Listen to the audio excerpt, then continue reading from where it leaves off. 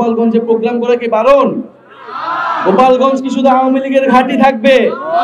গোপালগঞ্জের প্রত্যেকটা গ্রামে আমরা কর্মসূচি করব, প্রত্যেকটা উপজেলায় আমরা কর্মসূচি করব। জাতীয় নাগরিক পার্টি প্রত্যেকটা ঘরে ঘরে যাবে গোপালগঞ্জে।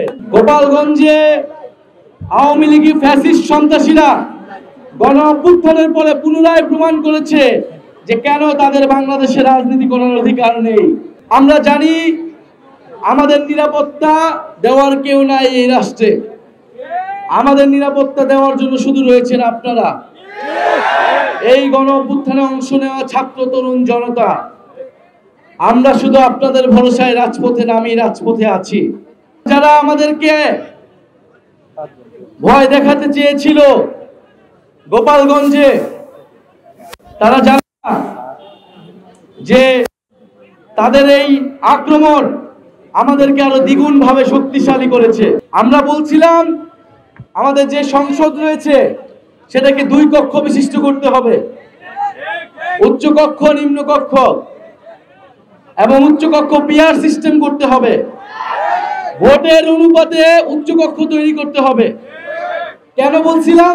যাতে ক্ষমতার ভারসাম্য তৈরি হয়, ক্ষমতার বিকেন্দ্রীকরণ তৈরি হয়। আমাদের রাষ্ট্রে যে একজন ব্যক্তি থাকে, প্রধানমন্ত্রী, তার কাছেই সব ক্ষমতা, তাকে প্রশ্ন করার কেউ থাকে না। এই জন্য বলছি আমরা ভোটের অনুপাতে উচ্চ কক্ষ করেন। ক্লিক ফ্যানের অ্যারোডাইনামিক ডিজাইনের aluminium blade O double shielded বল বেয়ারিং বাতাস ছড়ায় পুরো ঘর জুড়ে। ক্লিক ফ্যান, যাতে ক্ষমতার ভারসাম্য কিছুটা হইলেও তৈরি হয়। সেই ক্ষমতার ভারসাম্য আমরা যেটা গণ অভ্যুত্থানে চেয়েছিলাম, যে শেখ হাসিনার কাছে একক ক্ষমতা। আমরা নতুন বাংলাদেশে এমন কোন প্রধানমন্ত্রী চাই না যার কাছে একক ক্ষমতা থাকবে, যাকে প্রশ্ন করার কেউ থাকবে না, সে যা খুশি তা করতে পারে। কিন্তু আমরা দেখছি সেই সংস্কারের প্রতি পদে পদে বাধা তৈরি হচ্ছে। সংস্কারের অনেক কিছু বিভিন্ন দল মেনে নিয়েছে, আমরা তখন তাদেরকে ধন্যবাদ জানাইছি, কৃতজ্ঞতা জানাই, এবং আমরা বলি এই সংস্কার কোনো দলের পক্ষেও না, কোন দলের বিপক্ষেও না, এটা জনগণের পক্ষে, বাংলাদেশ রাষ্ট্রের পক্ষে। ফলে উচ্চ কক্ষে অবশ্যই পিআর লাগবে। এরকম আমরা অন্তত 8 থেকে 10টা সংস্কারের পক্ষে কথা বলতেছি। আপনারা সেই সংস্কারের পক্ষে আমাদের সাথে থাকুন, এবং থাকুন গণহত্যার বিচারের পক্ষে। 1 বছর হয়ে গেছে আমরা আসামিদের এখনো গ্রেফতার করতে পারি নাই, সেই আসামিরা এখন আমাদের উপরে হামলা করে। প্রিয় সংগ্রামী বন্ধুগণ, কিন্তু ভয়ের কিছু নাই। যদি হামলা করে সবার আগে আমাদের উপরে হামলা করতে হবে। আমরা ঢাল হয়ে দাঁড়াবো, যেরকমটা গণ অভ্যুত্থানে আমরা দাঁড়িয়েছিলাম। আমরাই মিছিলের প্রথম সারিতে থাকবো। গুলি চললে সবার আগে আমাদের বুকের উপরে চলবে। বিচার সংস্কার, আর আমরা বলেছি নতুন সংবিধান লাগবে। হাসিনার সংবিধান, মুজিবের সংবিধান বাংলাদেশে আর চলবে না। নতুন সংবিধান, জনগণের সংবিধান লাগবে, ইনসাফের সংবিধান লাগবে, মানবিক মর্যাদার সংবিধান লাগবে।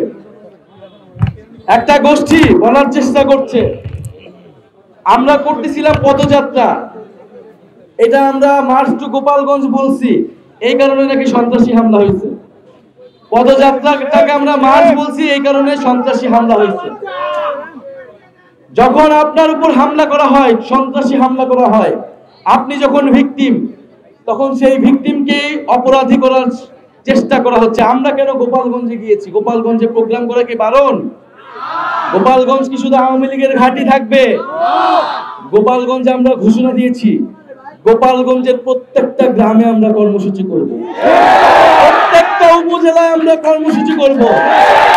জাতীয় নাগরিক পার্টি প্রত্যেকটা ঘরে ঘরে যাবে গোপালগঞ্জে, এবং কোনো ভয় ভীতি দেখিয়ে নয়, ভালোবাসা দেখিয়ে গোপালগঞ্জ মানুষ আমাদের পাশে এসে দাঁড়াবে।